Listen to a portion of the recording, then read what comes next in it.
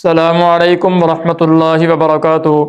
ناظرین کرام، بعض انسانوں کے اعمال شعبان کے اندر پیش کیے جاتے ہیں، اور اسی طرح رزق اور موت جیسے اہم فیصلے بھی اسی مہینے کے اندر نازل ہوتے ہیں، اور 15 شعبان کی فضیلت بھی اہل سنت کے نزدیک ثابت ہے۔ تو اس لیے 15 شعبان کے آنے سے پہلے ہمیں اپنی زندگیوں کا جائزہ لے لینا چاہیے، ہمیں اپنے اندر کا محاسبہ کر لینا چاہیے کہ کہیں ہمارے اندر غفلت تو پیدا نہیں ہو رہی، کہیں ہمارے دل سخت تو نہیں ہو رہے۔ کم از کم 8 سوال اپنے آپ سے کرنے چاہیے۔ ان 8 سوالوں کے اندر اپنی زندگی کا محاسبہ لازمی کرنا چاہیے، اور میں سب سے پہلا سوال تو یہ کرنا چاہیے کہ کیا ہمارا دل زندہ ہے یا نہیں، یعنی کہیں ہمارا دل غفلت، شہوت اور اسی طرح بد نظری سے بیمار تو نہیں ہو رہا، ان چیزوں کی وجہ سے ہمارا دل بیمار تو نہیں ہوا، مردہ تو نہیں ہوا۔ تو یہ سوال اپنے آپ سے کرنا چاہیے۔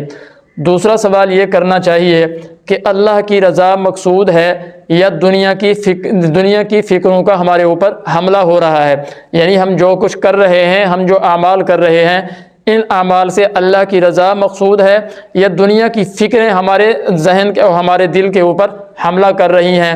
تو یہ سوال بھی لازمی کرنا چاہیے۔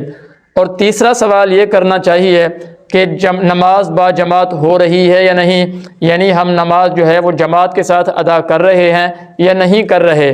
اور اسی طرح چوتھا سوال یہ کرنا چاہیے کہ والدین راضی ہیں یا نہیں، کیونکہ والدین کی رضامندی بہت اہم ہے۔ اگر والدین کو آپ نے ناراض کیا ہے تو یہ گناہ کبیرہ ہے۔ تو یہ سوال اپنے آپ سے پوچھنا چاہیے کہ مجھ سے میرے والدین راضی ہیں یا ناراض ہیں۔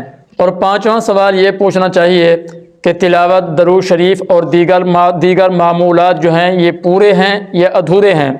اور چھٹا سوال اپنے آپ سے یہ کریں کہ رجب شعبان والی دعائیں ہمیں یاد ہیں یا نہیں۔